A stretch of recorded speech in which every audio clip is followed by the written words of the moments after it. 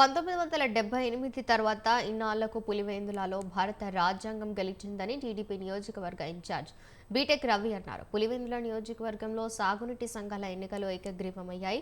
ఎన్నికల్లో గెలవలేని దద్దమ్మలు అంటూ ఎంపీ అవినాష్ రెడ్డి చేసిన వ్యాఖ్యలపై మండిపడ్డారు. గత 5 ఏళ్ల వైసీపీ పాలనలో పులివెందుల నియోజకవర్గంలో ఎటువంటి రాజకీయాలు చేశారో అందరికీ తెలుసునన్నారు. తాము కాదు, మీరు పోటీ చేయలేని దద్దమ్మలు అని ఫైర్ అయ్యారు.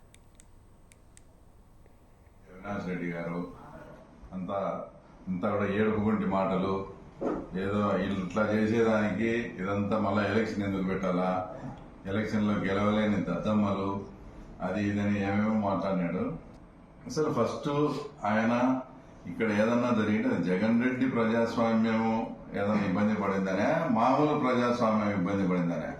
జగన్మోహన్ రెడ్డి ముఖ్యమంత్రి అయినాక రాష్ట్రంలో 2 ప్రజాస్వామ్యాలు ఉన్నాయి. అంటే ప్రజాస్వామ్యానికి కొత్త భాష్యం జగన్ రెడ్డి ప్రజాస్వామ్యము, ఆ తర్వాత అంతకుముందు రెగ్యులర్ గా ఉండే ప్రజాస్వామ్యం. మీరు మీ ఇష్టం వచ్చినట్లు 30 ఏళ్ల నుంచి, తర్వాత గత గవర్నమెంట్ వచ్చినప్పుడు మీరు ముఖ్యమంత్రి అయినప్పటి నుంచి కూడా ఎండిఓ ఆఫీసుల దగ్గర కూడా ఎలక్షన్ వస్తే పంచాయతీ ఎలక్షన్స్ జీపులు అడ్డబెట్టి కుర్చీలు వేసుకొని కూర్చొని మా కార్యకర్తలు కానీ మా లీడర్స్ ఎవరన్నా నామినేషన్ అయిపోతే నామినేషన్లు కూడా చించేసి ఈ రకమైన దౌర్జన్యాలు చేసిన తర్వాత మీరు దద్దమ్మలు, మేము కాదు. మా కార్యకర్తలు కానీ ఈరోజు మా కార్యకర్తలు కానీ మా నాయకులు కానీ మొత్తం అంతా కూడా హీరోలు.